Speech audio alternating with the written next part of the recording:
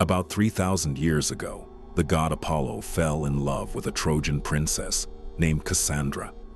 Because Apollo was a god, his version of flirting was giving her the power to see the absolute, literal truth of the future. But Cassandra, possessing some basic boundaries, rejected his advances. Apollo, being a classic mythological egomaniac, couldn't take back the gift, so instead, he cursed her. He decreed that she would always see the truth, but absolutely no one would ever believe a word she said.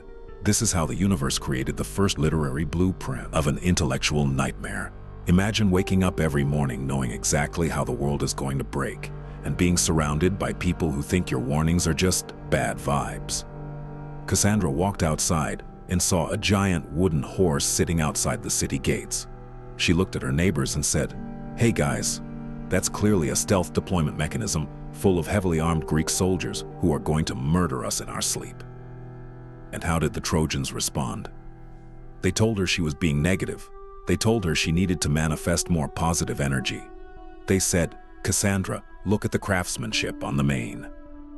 The wood is locally sourced. Why do you always have to ruin the mood?" They literally dragged the instrument of their own destruction into their living rooms because they liked the aesthetic. They threw a massive party, got blackout drunk, and by midnight, Cassandra's predictions came true with a vengeance.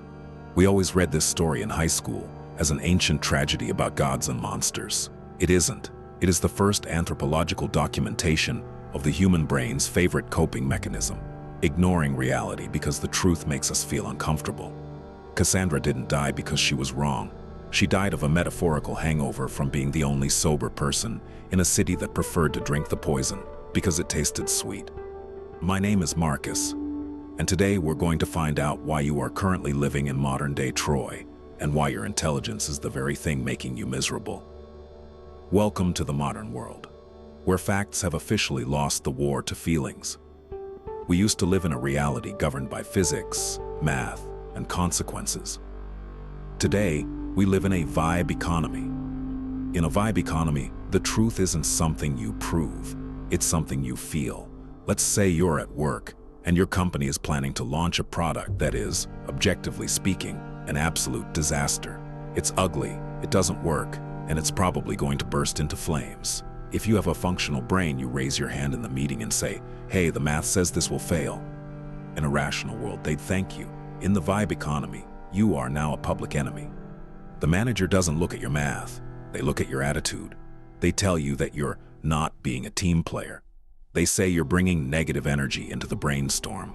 The company decides to launch the exploding product anyway, because everyone felt really good during the PowerPoint presentation. We've reached a point where pointing out a literal, provable fact is considered a social crime. If the truth makes someone feel uncomfortable, the truth is treated as a personal insult. We've collectively decided that it's better to crash the car into a wall at 90 miles an hour, as long as everyone inside the car is having a nice conversation when it happens.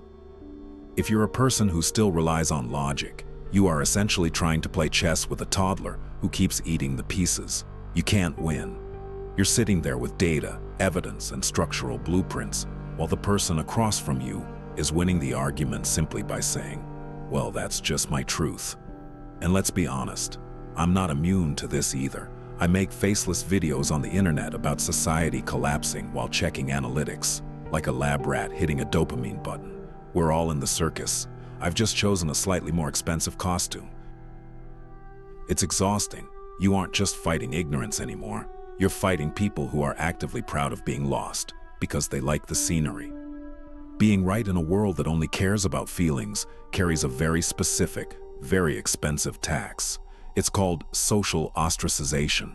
When you are the only person who looks at the blueprint and realizes the floorboards are rotted, people don't think you're smart. They think you're a buzzkill. They treat your intellect like a food allergy that they have to accommodate at dinner parties. Oh, don't mention data around Marcus. It triggers his need for evidence. Because human beings are tribal primates, our brains aren't actually wired to seek the truth. They are wired to seek consensus. We would much rather be wrong inside a warm, cozy crowd of people than be right while standing completely alone in the rain. Think about the classic internet argument. When someone posts a completely fabricated, wildly inaccurate story online that happens to validate their political tribe. What happens? It gets 1 million shares. Why? Because it felt good to believe it. It matched the vibe of the group. If you enter that comment section with a link to a factual study proving the story is fake, you aren't a hero. You are an intruder. You aren't correcting a mistake. You are interrupting a ritual. They will attack you, block you, and call you a contrarian.